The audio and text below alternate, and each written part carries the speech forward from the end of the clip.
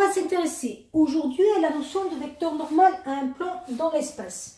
D'abord, on peut se dire que ce plan peut être caractérisé par 3 points A, B, C. Il faut juste vérifier que ces 3 points ne soient pas alignés. Comment on vérifie que des points ne sont pas alignés dans l'espace? Exactement de la même façon que dans le plan.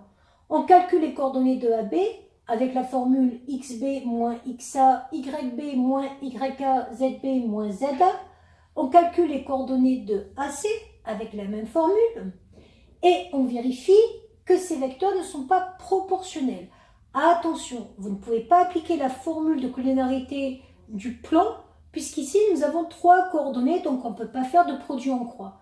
Donc comment on vérifie si c'est proportionnel? On fait le rapport des coordonnées.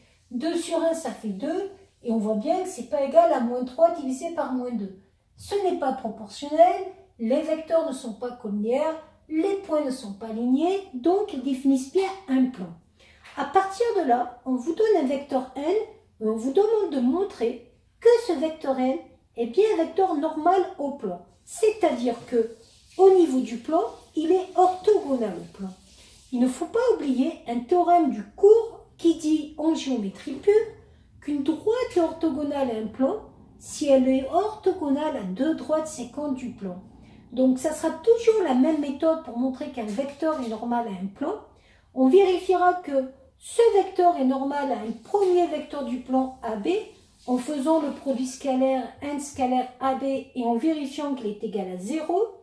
Et de même que ce vecteur n est orthogonal à un deuxième vecteur du plan AC en faisant le produit scalaire n scalaire AC, c'est-à-dire est égal à 0. Comment on fait un produit scalaire dans un repère orthonormé?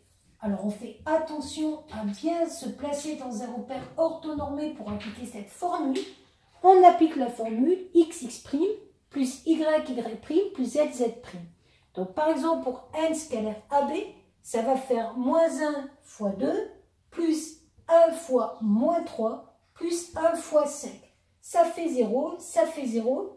Les vecteurs ne sont pas collinéaires. Donc, on a bien un vecteur normal au plan. Et à partir du moment où vous avez un vecteur normal au plan, vous allez pouvoir trouver l'équation cartésienne de ce plan à partir d'un point du plan et de ce vecteur normal. Donc, je répète la méthode.